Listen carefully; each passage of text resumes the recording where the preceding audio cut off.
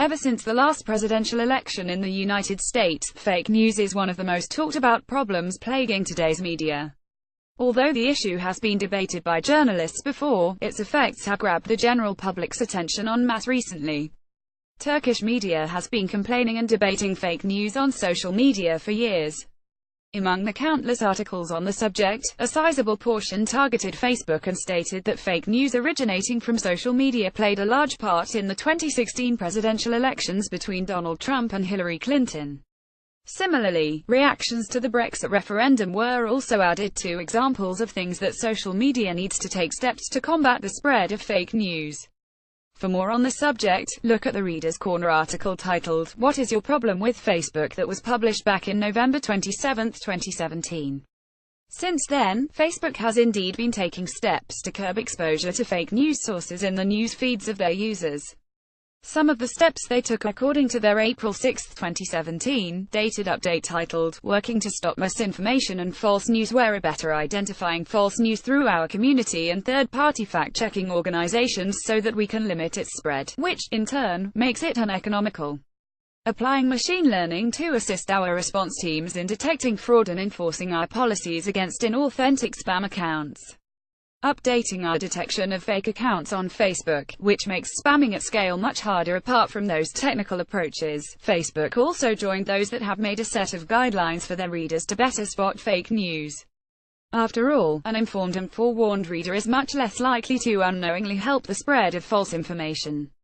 Although these guidelines have been already released to users from several countries, the guidelines prepared for Turkey's users were just released. This work was also in partnership with Kadir Has University, which held a conference back in April on post-truth and how to combat fake news. Here are Facebook's tips. Be skeptical of headlines. False news stories often have catchy headlines in all caps with exclamation points. If shocking claims in the headline sound unbelievable, they probably are. Look closely at the URL. A phony or lookalike URL may be a warning sign of false news. Many false news sites mimic authentic news sources by making small changes to the URL. You can go to the site to compare the URL to established sources. Investigate the source. Ensure that the story is written by a source that you trust with a reputation for accuracy. If the story comes from an unfamiliar organization, check their About section to learn more. Watch for unusual formatting. Many false news sites have misspellings or awkward layouts. Read carefully if you see these signs. Consider the photos. False news stories often contain manipulated images or videos. Sometimes the photo may be authentic, but taken out of context. You can search for the photo or image to verify where it came from. Inspect the dates. False news stories may contain timelines that make no sense, or event dates that have been altered. Check the evidence. Check the author's sources to confirm that they are accurate. Lack of evidence or reliance on unnamed experts may indicate a false news story. Look at other reports. If no other news source is reporting the same story, it may indicate that the story is false. If the story is reported by multiple sources you trust, it's more likely to be true.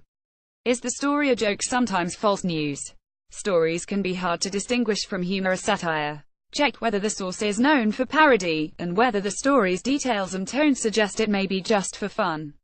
Some stories are intentionally false. Think critically about the stories you read, and only share news that you know to be credible. Although similar guidelines have been prepared by numerous media organizations before, the fact that the source of these are social media is certainly a welcome change. Not to mention that users are more likely to encounter them in the same place they come across the fake news, which can certainly make a difference.